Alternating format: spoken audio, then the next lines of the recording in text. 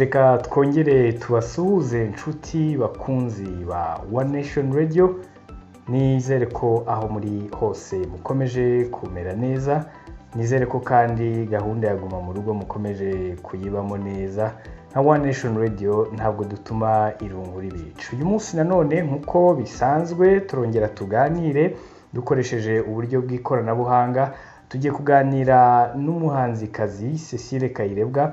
Uyu ni umuhanzikazi umuntu yavuga ko muri muzika nyarwanda abimazemo igihe kitari gitoya, kuko kuva mu 1980 yari umuhanzi kuko muri uwo mwaka nibwo yashinze itorero rye bwa mbere. Ku nshuro ya mbere nibwo yashinze iri torero ryari ririmo abagabo ndetse n'abagore, ryitwaga Inyange. Aragenda arakomeza yewe kugeza na magingo aya ngaya uyu munsi tuvuganiraho aracyari umuhanzikazi. Niwe tugiye kuvugana tukagirana ikiganiro biciye mu buryo bwo kuri telefone. Mukanya ndagaruka mu ikaze. Iyi ni One Nation Radio ukomeje gukurikira.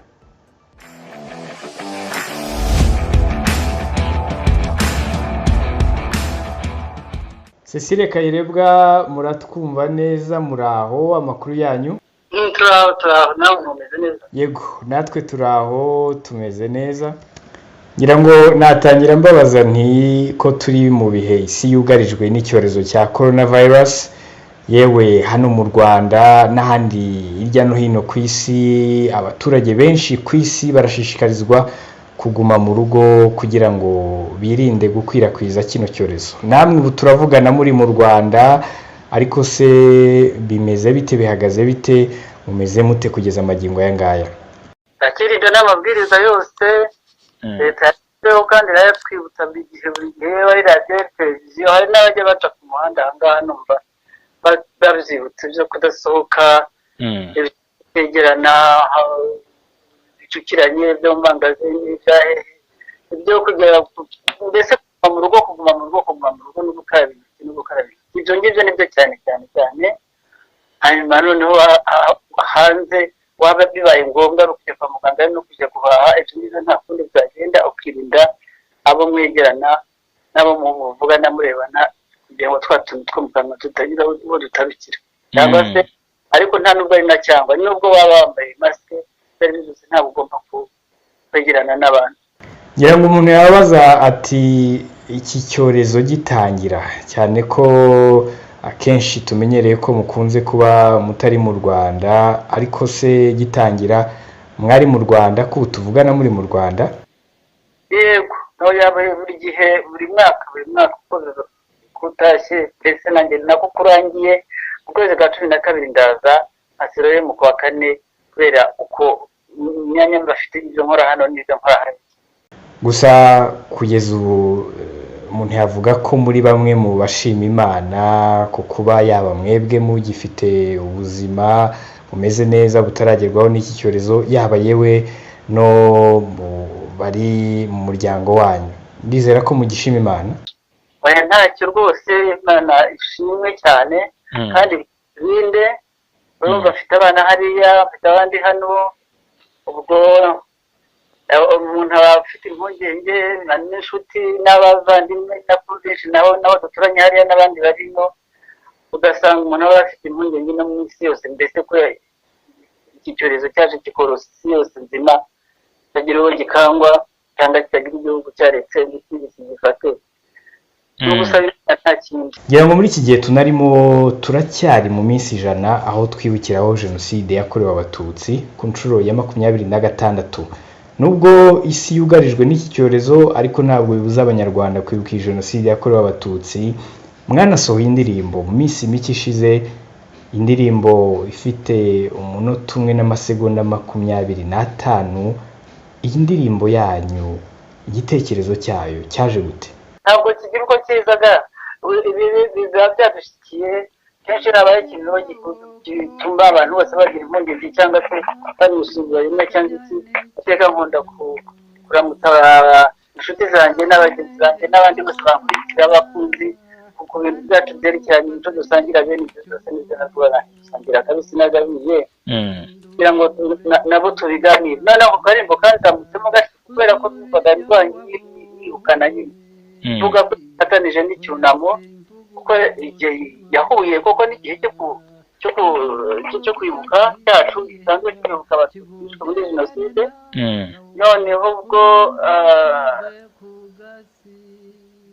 nsanga bifatanye n'igisibo cy'abakirisitu yewe mbona ndetse twahurira mu mbese nuko birizana bityo usanga rero nshaka kubisangiza inshuti n'abakunzi dusanzwe dusangira iby'umuco kubikunda no kubikomeza. Iyo umuntu ayikurikiye ngira ngo nta bicurangisho byumvikanamo ahubwo ni ijwi ndetse n'amashyi. Umuntu yakwibaza ati mwabashije mute kuyikora kujya muri studio ko nzi ko bitoroshye muri iki gihe, mwayikoze mute kugira ngo bibashe kujya hanze cyangwa mwayikoze mbere yaho?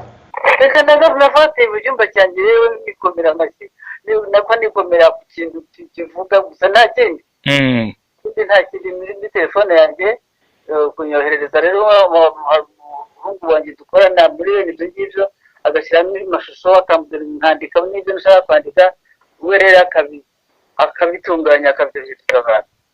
Umuntu yakwibaza ati nubwo aba ari byinshi umuntu yibuka aba yaranyuzemo, ariko by'umwihariko kuri mwebwe iyo tugeze muri iki gihe twibukiraho jenoside yakorewe abatutsi mu Rwanda, ni iyihe shusho ikunze kubagarukamo cyane?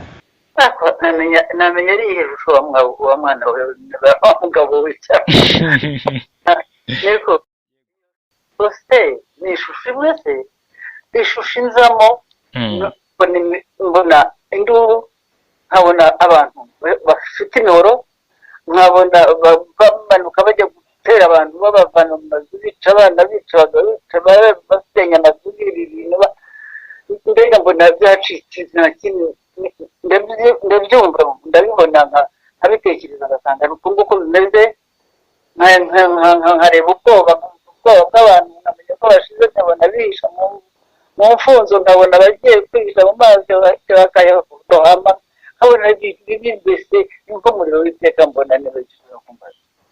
Ngira ngo nubwo bitoroshye amateka aba ari menshi cyane, ariko mu ncamake mwadusangiza amateka y'ibihe byanyu mwaciyemo muri jenoside yakorewe abatutsi muri 1994.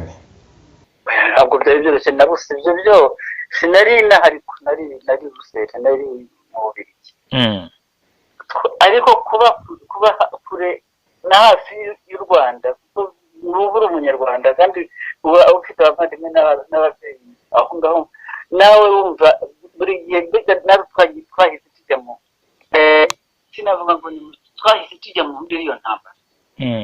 Igihe cyose umuntu akaba abaririza, akaba ateze amatwi, bati so amwishe, bati nyoko yapfuye, bati murumuna wawe bamwishe, bati noneho twari twose twari dutanu twapfuye cyangwa bakuru bawe baduciye, mbese nibyo twabagamo.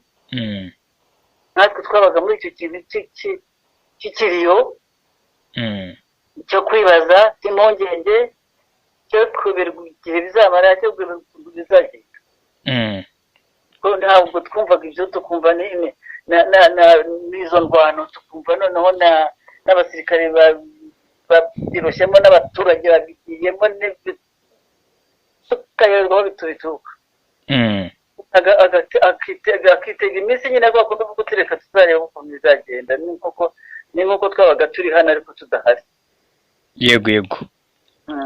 Hashize imyaka 26 urugamba rwo kwibohora rurangiye, ariko mwebwe nk'abantu barabahanzi hari indirimbo zanyu zimwe zacurangwaga muri biriya bihe. Umuntu yakwibaza ati mwebwe muri biriya bihe byari bimeze bite, ku buryo n'umwana ukurikiye muri kano kanya wa Nation Radio yashobora kubasha gusobanukirwa akumva atari ko muri biriya bihe byari bimeze bite? Mbese mwadusangizaho ku mateka yanyu uko byari byifashe. Ntabwo ari ukubasha kundi ikuzamo gusa, kubera ko uba bifite usanga mu icyo kintu mu mutwe wawe no mu mutima wawe, hanyuma si ukuvuga ngo birizana, ariko ntushobora kubireka byakuje mu mutwe no mu mutima. Agakurikiraho rero igihe cyo kubinonosora, cyo kubyandika, byo kubigorora, byo kubishyira neza mu ijwi. Iryo jwi naryo riba ryazanye n'amagambo kugira ngo birasigana, ntabwo bisigana. birasigaye ariko tuzabinonosora kubitunganya kubicamo ibitero n'ibikirizo kubikurikiranya amagambo ngo sitase neza ibyo n'undi murimo ariko kubiririmba nabyo byari mu icyo kintu cyo kwizera ko ababyumva dufatanye ako kababaro batarahaba nk'abo bana bazabyumve kuko indirimbo ntizibamo disikuru arashira yiyumvira gucitse no kuyumva ntabwo yumva yose birangaza ni byiza nabyo kubikora ariko inyandiko abagisoma kuko nabyo gusoma nawe nabonye bagenda bicendera ariko ibyo nk'izo ndirimbo uzumviye n'iyo njyana uzumvira n'iyo njyana utaranamenye n'icyo bivuga nuko agenda ukurikirana rero amagambo icyo bisobanura ukazajya kumva na sanse na fani n'icyo bivuga rwose by'ukuri bikakwigisha rero bikavuga ati muri kiriya gihe nuko byari bimeze noneho ukabaza undi yenda ukuruseho gato cyangwa se ndetse wagusobanurira kurushaho cyangwa se mukatwegira igihe tukiriho mukatoza bityo ariko nibura washingiye ku kintu cyabanje kugukurura kikakurisha kugira ngo ubyumve. Ni nyinshi mu ndirimbo zanyu zakunzwe ntabwo uyu munsi twabona umwanya uhagije wo kuzigarukaho ariko hari zimwe wenda twagerageje kwegeranya turi buze kugenda tugarukaho ku buryo abadukurikiye bashobora kuba bazizi cyangwa bazumva babasha gusobanukirwa neza aho igitekerezo cyo kuzihimba cyavuye. Hari indirimbo yanyu mwise Rwanda, iyi ndirimbo mujya kuyihimba igitekerezo cyaje gite?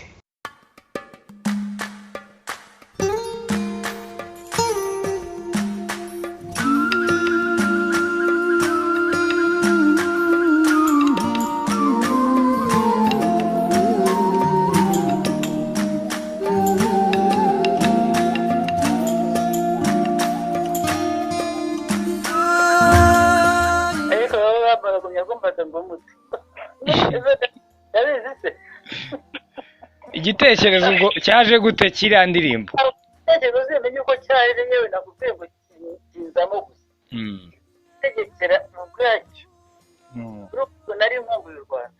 Yego,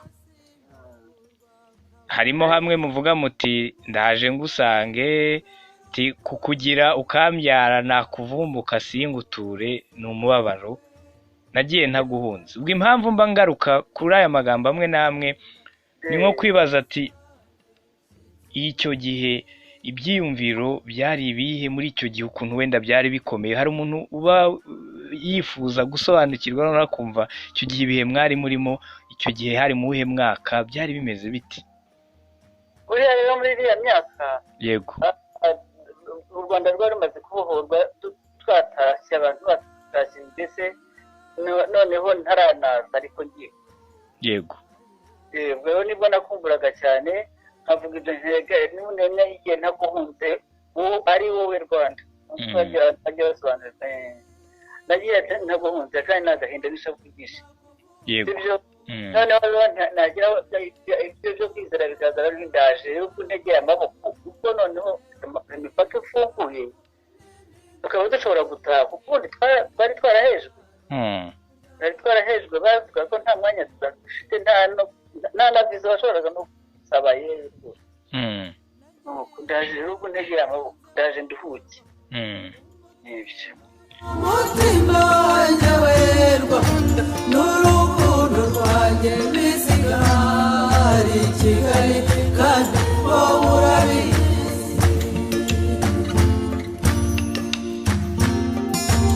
Uzi ko ngukunda hari uzi ko ngukunda.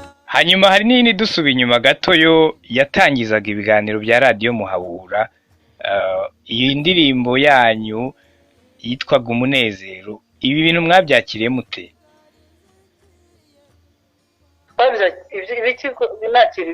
Iyo ndirimbo icyo gihe muri icyo gihe yatangizaga ibiganiro bya radiyo Muhabura, ubwo nabazaga niko mwabyakiriye muri icyo gihe, mwabyakiriye mute?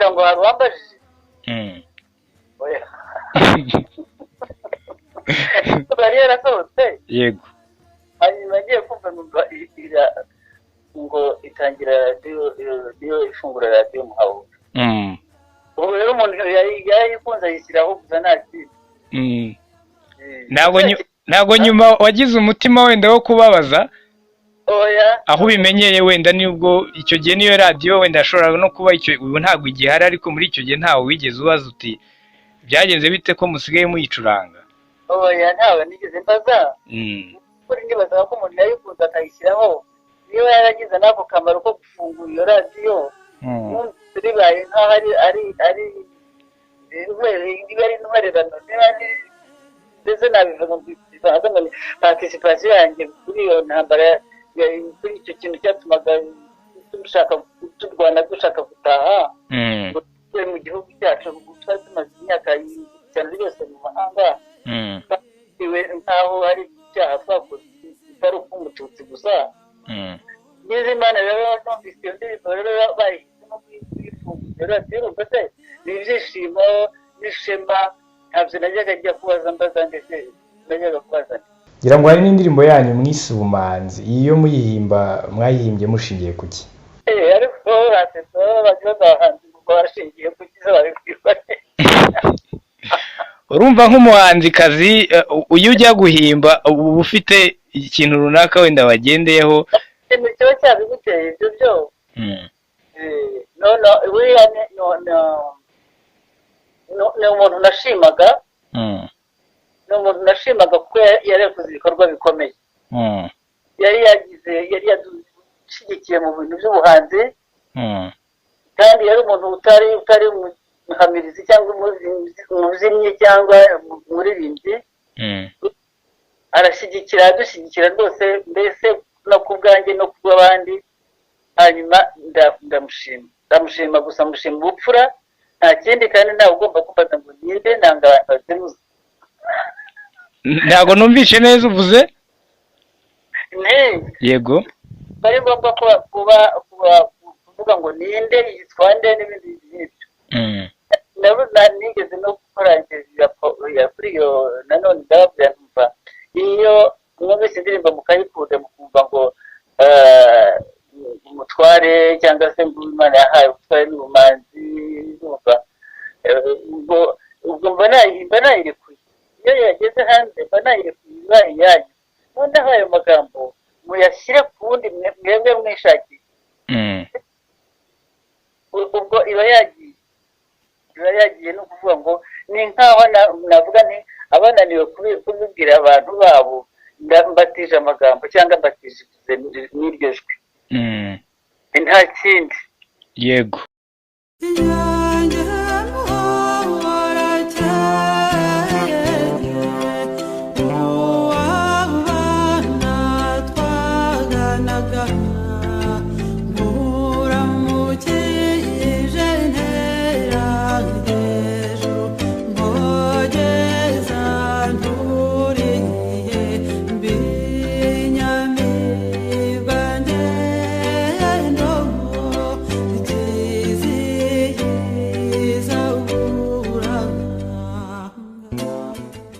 hari indirimbo yanyu yitwa Inyange muhorakeye, ngira ngo ni indirimbo yanyu abantu benshi batari banazi ko mwayihimbiye umwamikazi Rosalia Gicanda, ngira ngo mu ntangiriro z'icyumweru gishize nibwo mwabishyize hanze muvuga ko ari we mwari mwarayihimbiye n'ukuntu mwababajwe n'ukuntu yishwe, ariko muyihimba byari bimeze bite?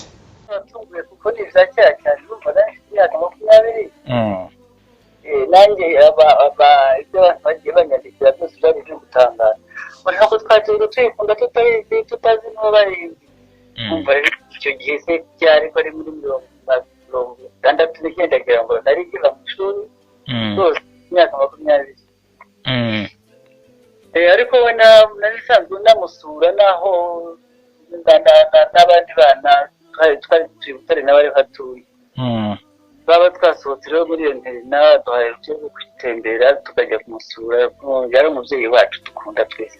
Ko tuzi ko muri kiriya gihe bitari byoroshye kuba umuntu yasura umwamikazi, mwebwe byaboroheye bite kugira ngo mubashe kumusura? Twagendaga n'abana ahubwo si ukuvuga ngo ni umwamikazi yari atakiriwe, icyo ni icya mbere, ahubwo avuga ko leta y'icyo gihe itamwemereraga gusurwa n'abantu yabagenzuraga. ariko kubera ko twari abana b'abakobwa batoya imyaka 15 ntabwo babyitagaho babona ko tugiye ahantu tugiyeyo gusa nta kindi ibyo batinyaga n'ibyo abantu bakuru babwira ngo wenda hari kubagambara cyangwa tugira rero tukitetera bakatubyinisha bakaduha amata bakadutetesha n'ibyo kwiyaganaga na nyina nuko nta kindi ukunda rero naho ndagize amashuri najya kumusoma itare rwose mvuze za bukansenge bamaze no kwihimba nagiye twagiye kwinyiringira no mu fiance wanjye baye banyima arishima cyane icyo gihe nibwo nayisohoye ibigemba aho maze kumenyera ko bashyira indirimbo hanze nuko babigenza kose nyine maze kugera mu byangombwa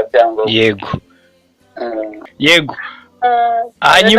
hanyuma ngira ngo uyu munsi wa none ntabwo uyu mwamikazi akiriho yewe ni nabyo mwavugaga ku butumwa muherutse gushyira hanze munabwira abantu ko iriya ndirimbo ari we mwari mwayihimbiye ariko umuntu yakwibaza ati nk'umuntu wumva n'ubundi mwari mwarabanye kuva n'ubundi mukiri batoya ariko niki mutazibagirwa mu buzima muzi kuri uyu mubyeyi mumwibukiraho kenshi cyamurangaga? Ubupfura, ubwitonzi, ubwiza buranga rwose ibyo nicyo kintu bamubonagaho no guhora atunganye neza, asogoje neza, yambaye neza, aberewe, atuje kandi yari afite ituze rwose kandi ririmo imbabazi z'abana z'abantu bakuru, akavana ubwitonzi ariko akavugana urukundo ugasanga umuntu wese yisanzuye rwose. Yego kuko yarateye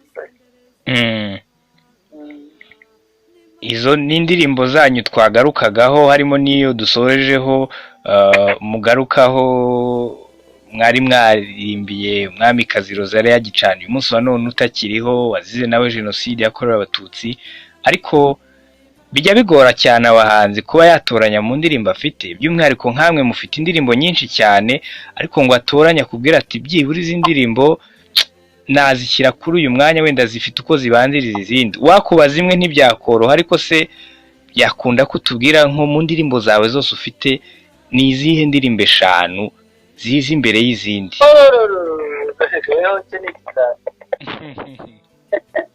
iyo ngiyo irimo byo. Yego ubwo ni iya mbere. Sinabona ukuntu mbikubwira n'ukuri. Ijana yazo hazo mu ndirimbo impamvu yazo hamaze kuvamo imwe ubwo hasigaye enye. hari n'iyicaye yitwaye iwacu secretary n'ikindi nyine ndahavuye ngira ngo. Yego ubwo iyo ni iya kabiri. Yego hari yitwa nuko ntabwo zigiye, hari yitwa Rwanamiza kuko indirimbira umugabo n'abana bose ko bangana uko bagiye bakurikirana. Yitwa Rwanamiza ubwo mwazajya kwishaka muri za YouTube n'ahandi mbona sinzi ko babimenya. Yego hari yitwa Inzozi Data yandoteye niyo nahimbiye papa, mvuga ko nahimbye ariko mvuga papa ukuntu yanyise Cecilia ari umutagatifu ukuriye abaririmbyi n'abacuranzi kuva igihe Jenoside ubukirisitu bwabereyeho hari nawe rero kubera ko yari umukirisitu cyane ya muri icyo gitekerezo, noneho rero ndahirwa ndabikunda ndanabikora. Yego nawe yari umuririmbyi rero buriya yahoze ayobora iriya korali y'iriya kiliziya Sainte Famille. Urumva rero nyine ubwo se zibaye zingahe n'izanjye? Yego haburaga ngira ngo hari imwe. nawe yuzuriye ndayiguhariye rwose. Nta kibazo ubwo abadukurikira ubwo barabyumva ubwo nabo baraza ntacyo kuyishyiriraho. Hari ibicika umuntu uko dukusera kwandikamo. Yego uyu munsi wa none umuntu yavuga ko muri mu bahanzi u Rwanda rufite batangiye umuziki kera ariko nanone kugeza amagingo aya bagikunzwe n'abantu benshi by'umwihariko urubyiruko. Icyo kintu cyo kuba indirimbo cyangwa ibihangano byanyu bikunzwe yaba urubyiruko n'abato yaba ndetse n'abakuru, ibi bintu mu by'ukuri mwumvaga muzabigeraho mujya gutangira kuririmba? ariko ntabwo bari ibintu wagambiriye tukajya ntabwo nabigambiriye byiza nuko bibaye nk'indirimbo zingahe navuga nti ngenda rero mbona n'ibyo z'amasitudiyo n'ibikino ntabwo nari mbizi uko ngenda mbimenya ariko ngenda mbikoresha uko nshoboye n'amikoro make y'umuntu umwe kiro n'umukoresha wundi buhoro bityo nuko nta kuntu rwose nigeze ntekereza ngo bizagenda bityo ngo bizamenyekana bityo ngiye kubona abantu barabikunda nabanje kubibona mu mabaruwa kera ibintu by'ikoranabuhanga bitaratakara ubukasete nako habanje ubukasete turaje kuri sete ya mbere najya yoherezaga mu bantu si bo mu Busuwisi bo muri Amerika bo muri mu Faransa bo duturanye perezida nk'icumi kugira ngo abantu babone aho bazikura bazi ngiye kubona amabaruwa tukaza Australia ndasaja ko mwana kugeza ngo umunyarwanda yageze nibyo rero byagiye byerekana ko abantu bazikunze rwose nuko nkomeza gukora ariko atari icyo kibinteye kuko ngewe byari byanjemo porogaramu nihaye yo kuzakora zabaga zindimo ko ari nyinshi nanjye ndashobora kuzibiragura ngo nzizaze naje kurwara ni ubwo nguko nagiye nkora gusa uko byizanye ubwo numva bishoboye bityo muri rusange rero muzika yanyu hari ikintu imaze kubungura kugeza amagingo aya ngaya? Ntabwo nawubaye kuko ntawo reka nkwereke umusaruro ni urukundo n'umusaruro ni aba bana ndeba basigaye bafite imyaka 15 umusaruro ni aba basore mbona bahamiriza gihamiriza ikinyarwanda cyo wa mbere umusaruro ni abo bana bose baririmba bandita mugabona n'abakarisa urumva umusaruro ni uwo nguwo ntabwo tugeze umucuruzi nta n'ubwo nashobora rwose n'uwamangira ngo ibishyimbo ngo njyane ku isoko sinamenye kubicuruza biriya rero ntabwo byabaye kubikunda gusa nkakora ikintu nkunda mu buzima bwanjye hagira ikivamo wenda bikaba ari ibyo nta na nimwe byigeze bihaza ngo binsubize muri studio iteka nagombaga gushaka ibindi nongeraho kugira ngo nsubire mu yindi kuko abantu bariha nabi abantu barakubiya abantu bene nk'izi nyine z'amaradiyo bakagenda bagatora buri umuhanda nanjye ngo umuhanda mu masoko aho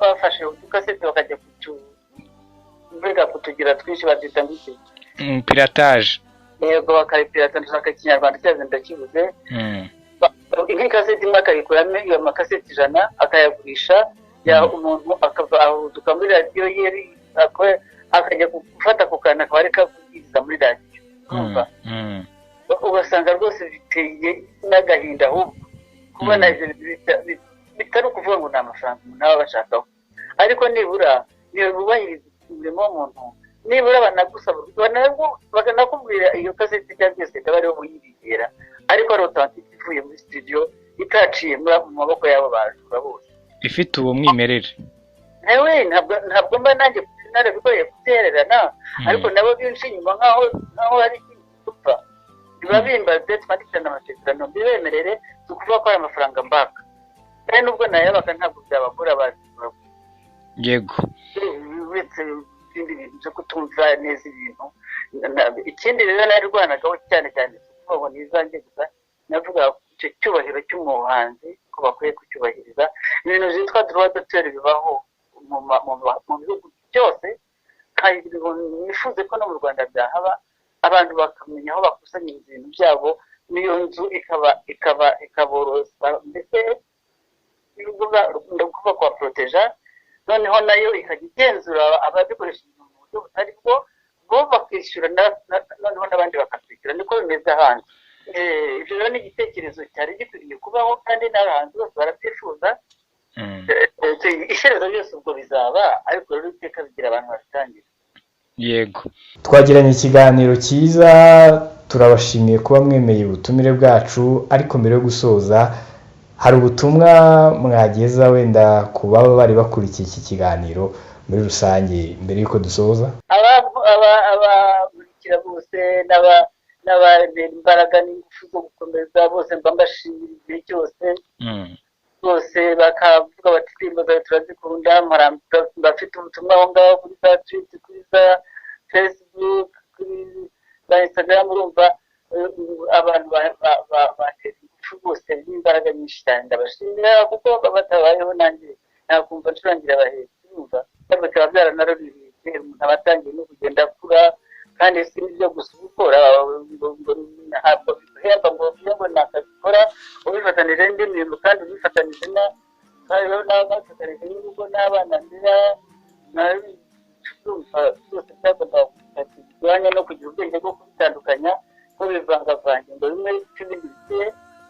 Namwe rero ni mugire icyo mushaka gukora mukumva mugikunze mukakize mujye mugikora, ariko mwe guteshuka ku ntegano zanyu z'iki, ariko ntihazagire ubabuza rwose gukora ikintu mwumva mwifuza mukunda, cyangwa se ngo mukibuze abana banyu ngo ni ubupfu mukamubuza kwinjira muzika ngo nabanze yagiye ngo arashaka kuba avuka ngo cyangwa umuganga.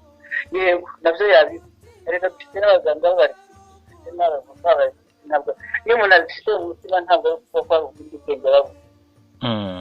Ni ukuvuga rero ngo ndabashimira guhora mushyigikiye. Nibyo rwose kunda rero uhora mbaririmbira ku myaka njyaye ko kuba numva nabakunda cyane. Reka tubashimire cyane kuba mwemeye ubutumire bwacu. Urakoze mama. Yes, nguwo rero umusozo w'ikiganiro twagiranaga na Cecile Kayirebwa.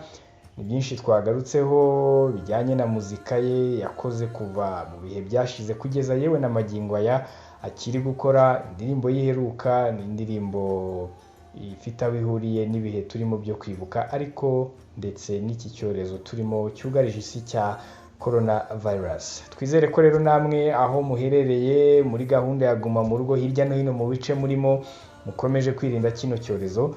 Iyi ni One Nation Radio, turabifuriza gukomeza kugira ibihe byiza. Njye nitwa Gasimeho Muhumuza.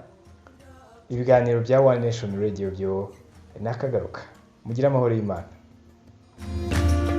nagiye ntaguhunze ho Rwanda, umutima wanjye we Rwanda, n'urukundo rwanjye bisigara i Kigali.